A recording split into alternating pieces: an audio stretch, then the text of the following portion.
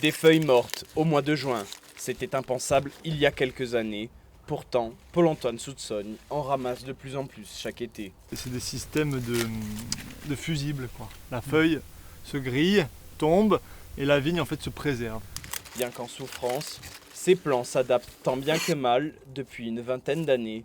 Une résilience impossible pour des plants plus jeunes. Alors là on va sur une parcelle, une jeune vigne de 5 ans où on a des contrastes de stress hydrique beaucoup plus forts qu'ailleurs. Effectivement, le contraste est frappant. Des cèpes sans fruits et chétifs.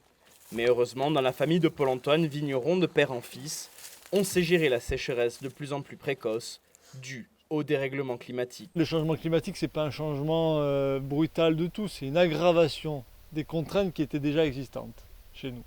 Et la Corse était déjà en première ligne de sécheresse, la Balagne en première, elle a toujours été, c'était le jardin de la Corse, mais c'était une des zones les plus sèches. Face au réchauffement climatique, Paul-Antoine réhabilite des gestes anciens, comme cette tresse, autrefois bien connue des viticulteurs balanins. Au lieu qu'elle retombe sur le sol et qu'elle erre un peu partout, on va récupérer, ça fait une sorte de voûte, ça fait un peu plus d'ombre sur le sol et ça permet à la vigne ça nous permet de réguler en fait la vigne.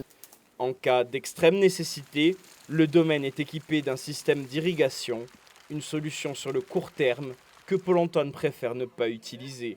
Pour lui, la réponse se trouve dans le terroir. Mais on a quand même des montagnes, on a des réserves d'eau, on a des sols très diversifiés, on a une géologie très diversifiée, et donc on a des clés. Paul-Antoine reste optimiste, mais ses efforts ne vaudront que si les températures n'augmentent pas au-delà des 2 degrés préconisés par les rapports du GIEC.